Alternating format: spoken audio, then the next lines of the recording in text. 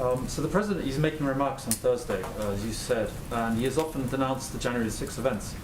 But could you talk a little bit about why he refrains, to the extent that he does, it seems, from condemning ex-President Trump personally, not just for January 6th, but for his ongoing campaign, which is very persistent, almost daily, maybe at least weekly, to discredit Americans' faith in the election process.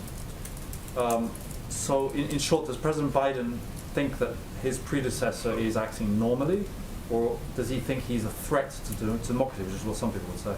You know, I have to say, I don't think we've held back on this front. I mean, President Trump's role in subverting our Constitution, attempting to block the peaceful transfer of power, and defending a mob that attacked our Capitol and law enforcement has been well documented. And it's something, obviously, the president spoke about in terms of that being one of the worst days in our democracy. And he'll speak to, as I noted a little bit earlier, he'll speak to the historical significance of January 6th, what it means for the country 1 year later, the importance of the peaceful transfer of power, which obviously the prior administration and the prior president weren't a part of. But I think there's a larger message here to the country about who we are and who we need to be moving forward.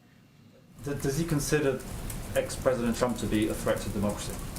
I think he's spoken to this in the past. Okay. On the same issue, but a little more broadly, the polls keep showing again and again that something like 70% of Trump voters think the election was rigged, that President Biden is not legitimate, and so on. Is there anything that President Biden feels he should have already done, or is anything he feels he still can do to actually talk directly to those people and try and get people's reality to match a bit more in this country?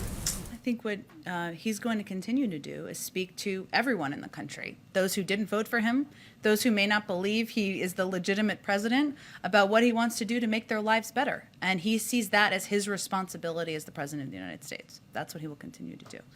Go ahead, Anna.